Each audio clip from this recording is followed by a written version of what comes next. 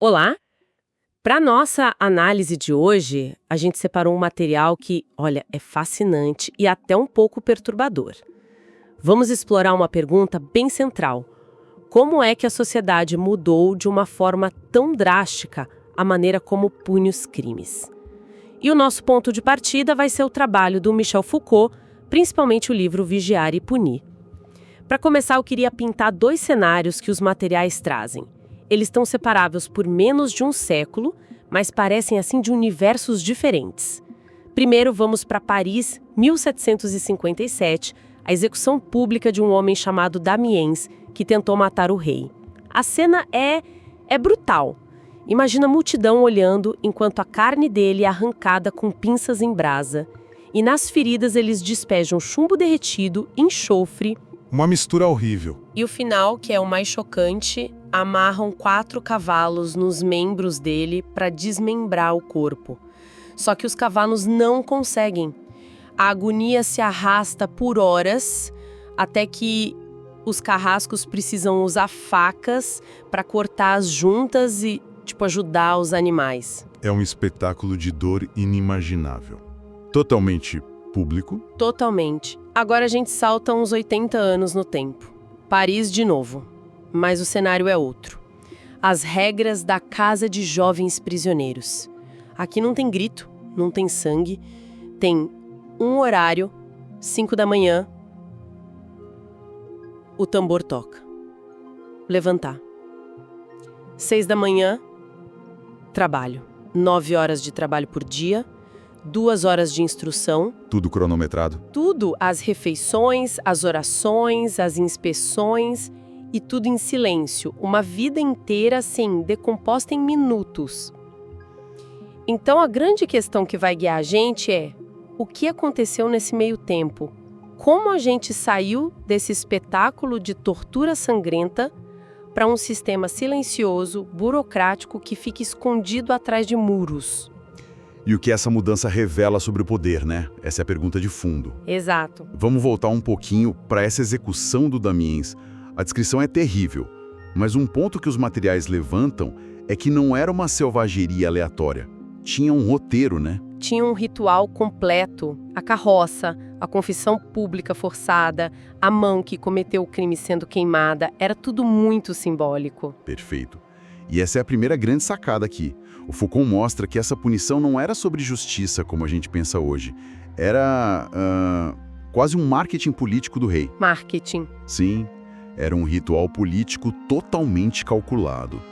O crime, principalmente um atentado contra o rei, era visto como um ataque direto ao corpo do soberano, ao próprio poder. Então o suplício público era a resposta.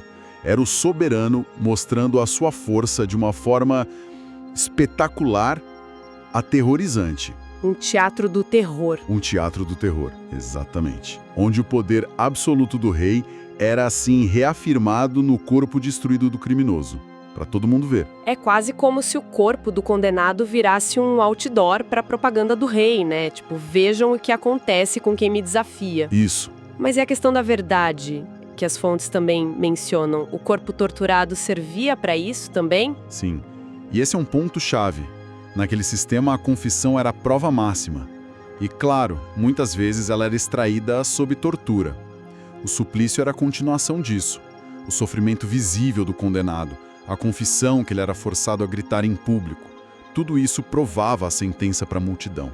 Ah, entendi. A verdade do crime era literalmente escrita no corpo do culpado. Mas e essa multidão, o povo que assistia a isso?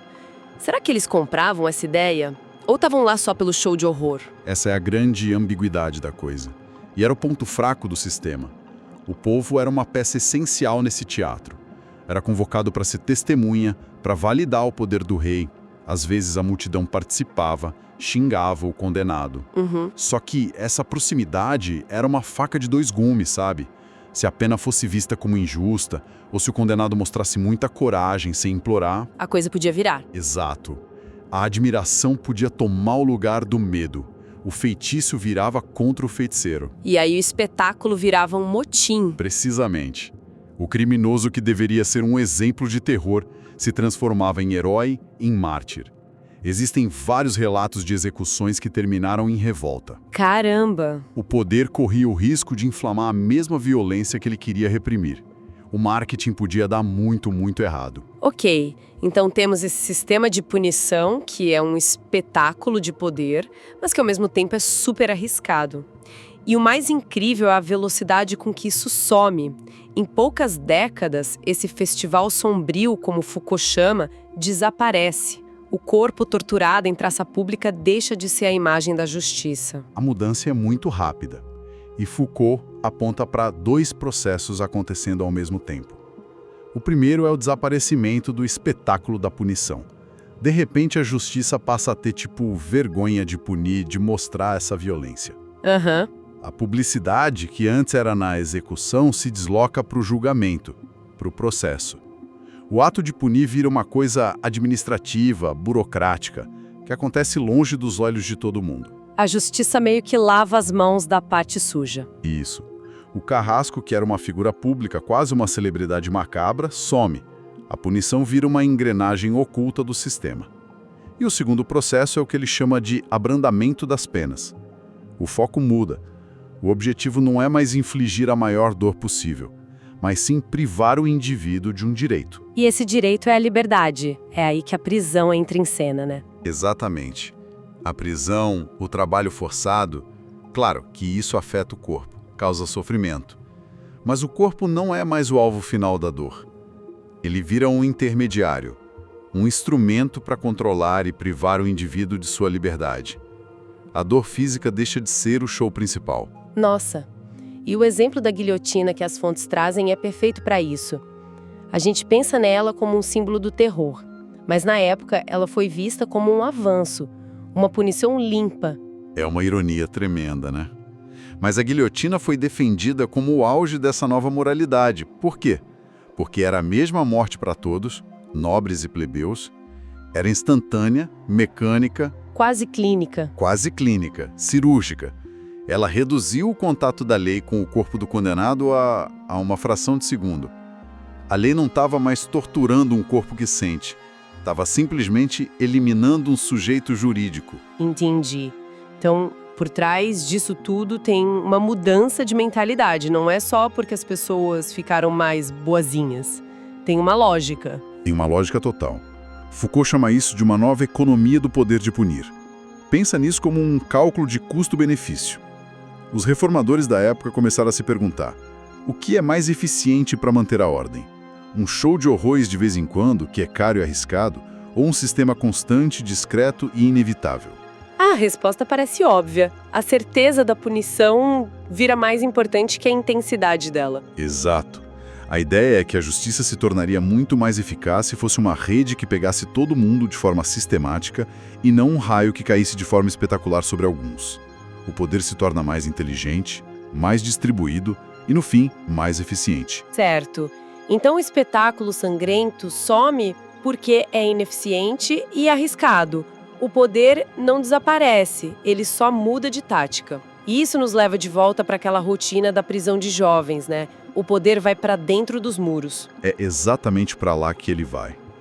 E aqui está a tese central do Foucault, a grande virada da análise dele. O alvo da punição se desloca do corpo para a alma. A alma. A alma. O objetivo não é mais vingar a ofensa ao rei. O novo vocabulário é corrigir, reformar, curar, readaptar o indivíduo. A punição agora quer agir em profundidade, sabe? No coração, nos pensamentos, na vontade, nos hábitos da pessoa. Espera aí, quando a gente fala de alma aqui, não é no sentido religioso, certo? É mais sobre a nossa psicologia, a nossa personalidade? Perfeito, é exatamente isso. Alma aqui é um atalho para o psiquismo, para o comportamento. O julgamento muda de foco. A pergunta não é mais só o que essa pessoa fez, mas sim quem é essa pessoa que fez isso. Ela é perigosa? Como podemos mudá-la? O crime vira um sintoma de uma personalidade que precisa ser tratada. Isso. E as ferramentas para tratar essa alma são a disciplina, o controle do tempo, a vigilância constante, aquela rotina da prisão. Sabe que, olhando aquele horário, não parece tão diferente da minha agenda do Google. Reunião das 9 às 10, projeto X das 10 às 12. O objetivo é parecido. Sua comparação é mais precisa do que parece. Foucault introduz o conceito de corpos dóceis. Ele percebe que essas técnicas de disciplina, os horários, os exercícios repetitivos, a vigilância, não surgem só nas prisões. Elas explodem em várias instituições na mesma época. Onde mais? Nas escolas, para formar estudantes. Nos quartéis, para formar soldados. Nos hospitais, para organizar os doentes. E, claro, nas fábricas, para criar operários. E o objetivo é sempre o mesmo. Sempre o mesmo.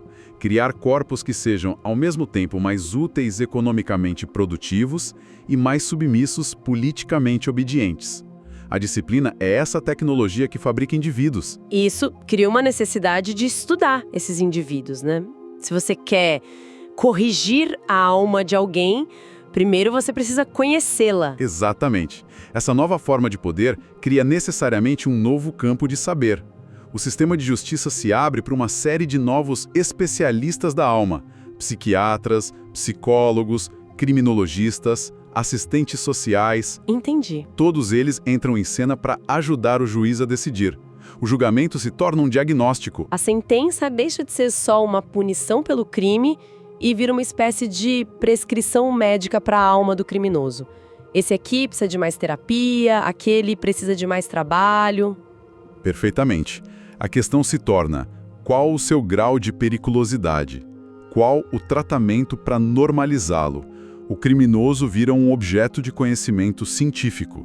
Um caso a ser estudado, medido e, se possível, curado. Então vamos amarrar essa jornada. A gente começou com o poder do soberano, que precisava de um espetáculo violento para se reafirmar, destruindo o corpo do criminoso. Era um poder que se mostrava na força bruta. Um poder que agia de forma descontínua, mas com uma força imensa. E a gente termina com um poder totalmente diferente. Discreto, silencioso, que funciona 24 horas por dia dentro de instituições. Ele não quer mais destruir o corpo, ele quer treinar a alma. Quer produzir indivíduos que se comportem da maneira esperada.